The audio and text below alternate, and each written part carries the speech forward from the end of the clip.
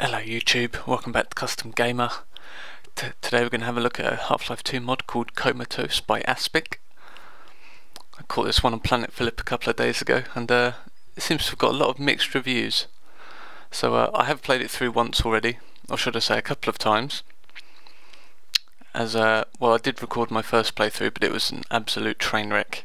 And I think I can give a better commentary by playing through it now that I know what the hell to do. And this is kind of the main problem with this mod, is that it's very frustrating the first time through, but it does have some nice ideas and some interesting presentation. So let's have a look, shall we? Chapter 1.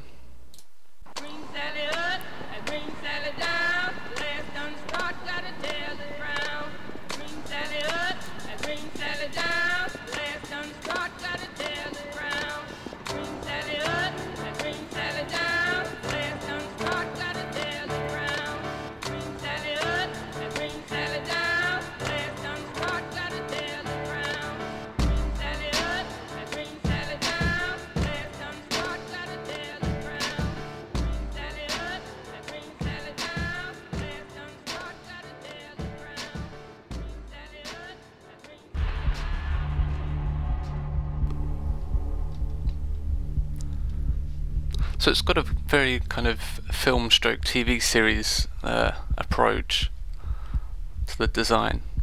You'll notice straight away the colour correction is kind of the classic teal and orange kind of film post-process effect that some directors seem to love so much.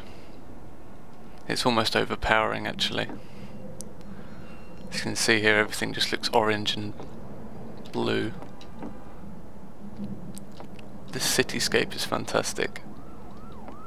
You'll notice that we are slowly losing health as we're bleeding out. So the premise is that you wake up in this apartment and you have absolutely no recollection as to how you got here. And it'll give you hints when you use objects, so we need acid to open this door. And this door is locked. And there are pain pills which will regen your health but won't stop the bleeding, which you have to use very methodically to keep you alive. And this is the answer to the first puzzle here, and it's worth noting that on my first playthrough I died about 3 times just searching for this. I never even thought to use these pictures on the wall. And when you die you have to watch the entire intro cinematic again, which wasn't so fantastic. If we look in here, there's a key. This is kind of one of my complaints with this insane post-process effect. It's very hard to actually see into dark areas because it's all tinted blue. Okay, so let's have a look in here. This is the part I really like. You'll notice here there's a thing on the wall here. So now we have to find various objects to create the acid in this thing here. So first we need this. So let's run over here and get it. It's actually hidden in amongst all these props here.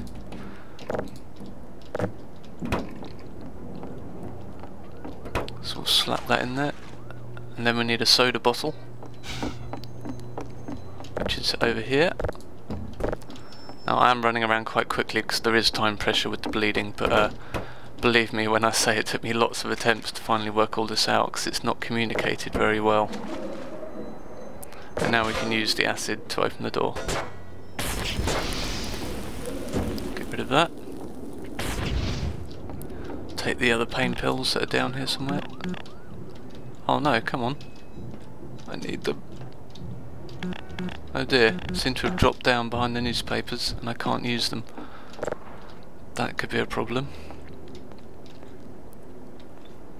Okay, so there are some there that we can use. I believe there's another set around here somewhere. Yeah. Okay, so now we're into the second room and we've got a bunch more locked doors. Again, it's giving you little hints, but they're never really enough. You're always kind of wondering, what the hell am I supposed to do here? This is about the only hint you get. Why is there no window handle? And then you're just kind of left to your own devices after that. Now the solution to this is ironically a box stacking puzzle. You'd never have guessed it with all these boxes lying around.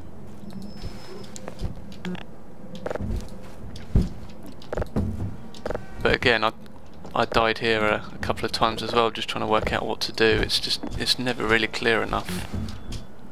And this box stacking puzzle can get extremely frustrating.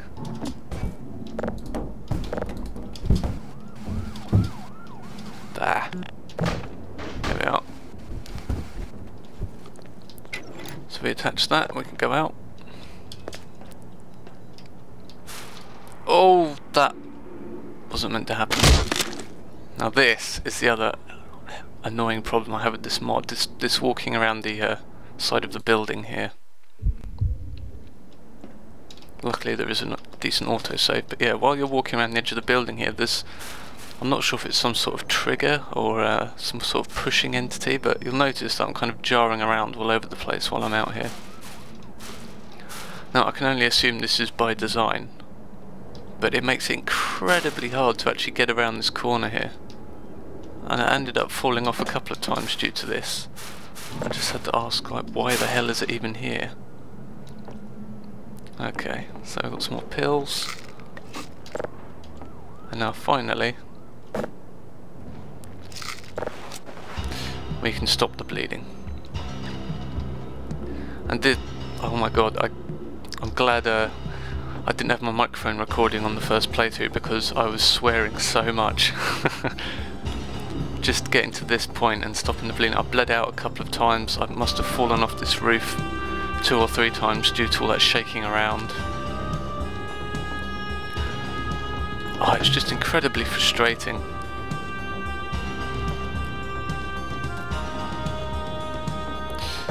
Okay, so what do we have to do now? We need to find a key to open one of those doors. Now, I remember it being in this room somewhere. It's not in there. Or is it? Yeah, here we are. Again, you'll notice with the post-processing it becomes very hard to see objects. Like this chair here is almost invisible.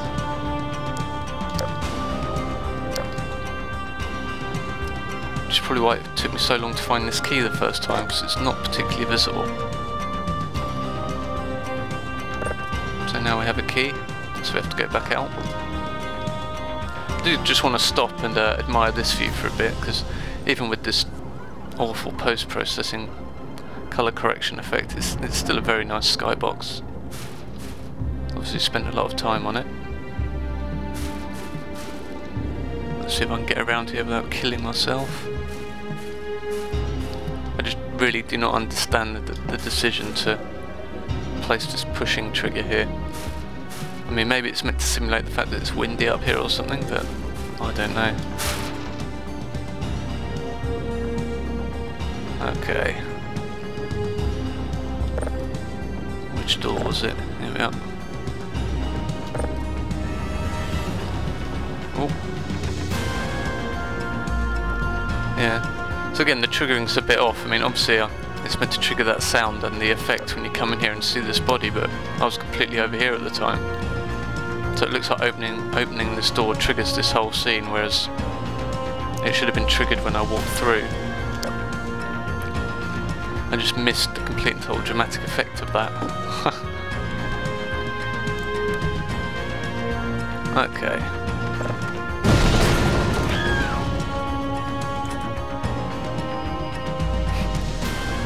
Your guess is as good as mine. An exploding man came out of the cupboard.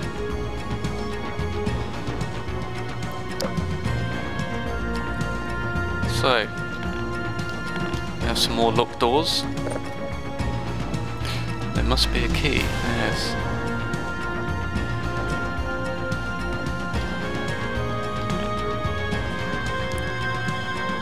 I don't know if you can read that, but it says TPS reports, the name of this window here. If you get the reference, let me know.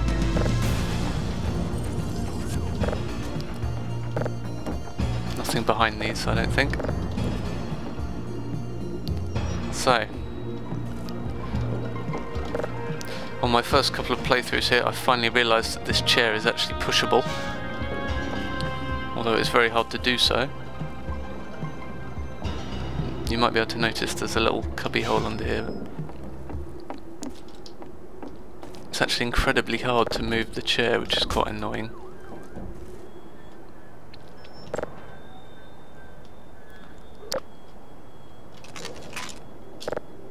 So let's pick up the key, there we go. And we can continue again.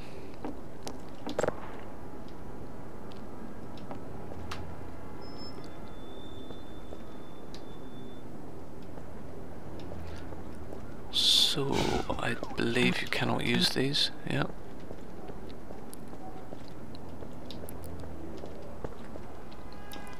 Let's have a look up here. Guess we're not going that way. I believe this door goes back to the floor we started on. So there's actually no point to this area.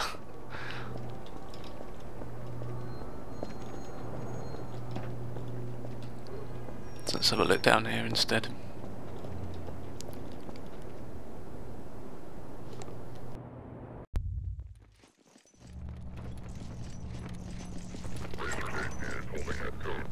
So this is where things get interesting.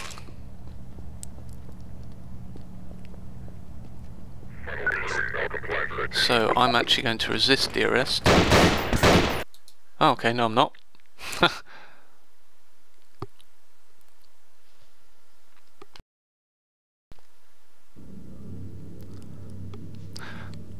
Okay, this is kind of interesting then, because on the first time I reached that police area, I actually started shooting, and there was a big shootout with the cops, and then another load of cops came, and you could like grab their weapons and fight them off, and then you'd actually get a different cutscene here.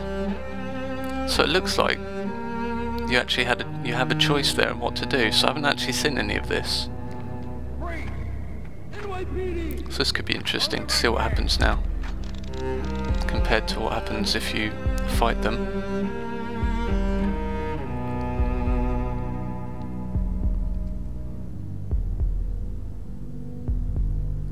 Yeah, going back to that first, the very first area, I knew I kind of breezed through it this time because I played it about 6 times over, but on the first playthrough it's just incredibly frustrating to try and work out what to do.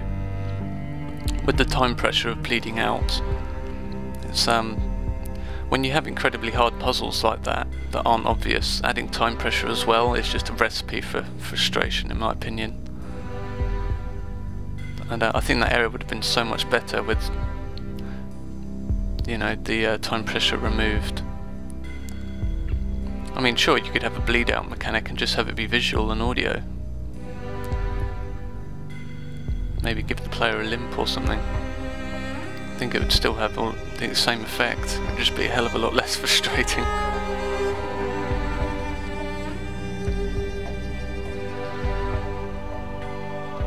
The artwork of these slides is really nice. I'll definitely give him that.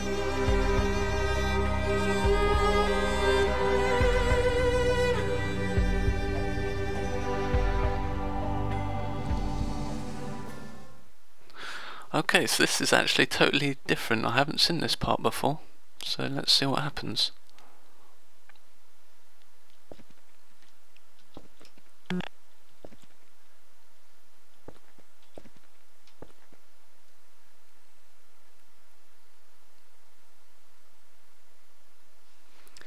You are convicted of a series of brutal murders. You are sentenced to life conclusion in the federal prison state, but later you are found madness and transferred to a mental hospital prison type.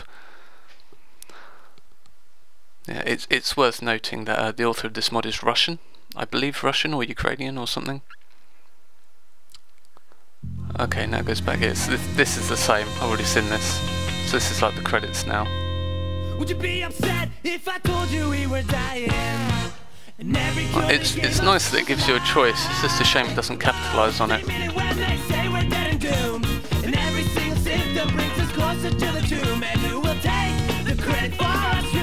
I found this credit sequence really interesting because you'll notice the post-processing colour correction is gone here, and it's treating it like the credits of a film. So it's like you're suddenly outside of the movie looking in now. You'll notice later on in this credits section it actually pans out of this area and it almost looks like a film set. It's really interesting actually. I'm not sure if it's intentional, but that's just kind of what I got from it.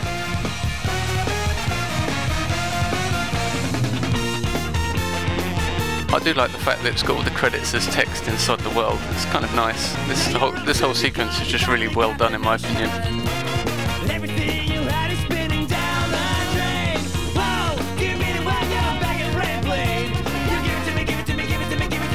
Hopefully it doesn't get sued to death for the use of all this music.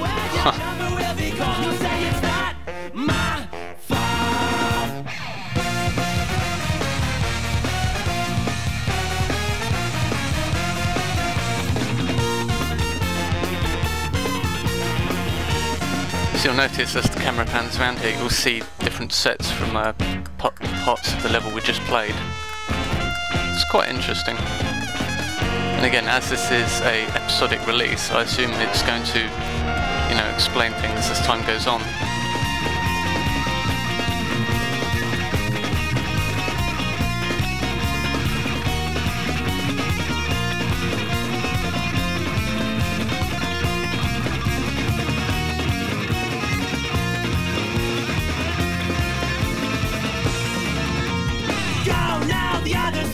This is the room we started in, you probably recognise it.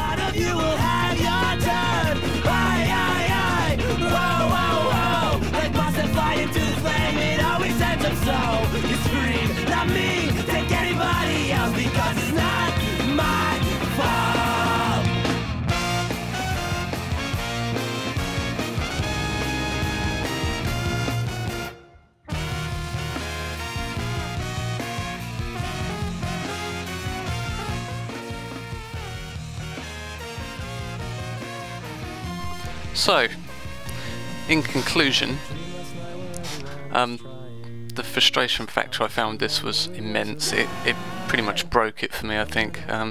It's certainly a very interesting premise, and the fact that it's episodic could be interesting, so you can take feedback from each episode and improve it as time goes on. So I think I would say, for this first episode, the colour correction effect was way overdone. I mean, it does add an element of originality to the visuals, but I really didn't like it. And one of the things I found was when you got close to certain objects, the blue tint of the colour correction would get a lot stronger. And at first I thought it was random, and then I kind of thought that it was doing it to signal that certain objects you were looking at were important, but it turned out not to be the case. It was quite strange. Like there's a knife in the room you start in. There's a knife on the floor covered in blood, and if you crouch near it, the blue effect gets really intense. And I thought it was the game signalling to me that this was an important item that you needed, but you couldn't pick it up, you couldn't use it. I tried dragging other objects to it and nothing was happening. So I'm not quite sure what that was all about. But yeah, so my feedback for this episode would be, you know, the colour correction effect was quite ugly in my opinion. I mean, keep the colours but just tone down the intensity, I think. What else would I say? Yeah, I thought that the puzzles, while interesting, just weren't really clear enough as to what to do, and the time pressure involved with the bleeding out was just annoying, especially after bleeding out twice due to not being able to work out what to do to proceed. I had to like quit the game for 10 minutes and calm down. It was really frustrating. Let's see, what else? That's about it really, just the sheer frustration factor.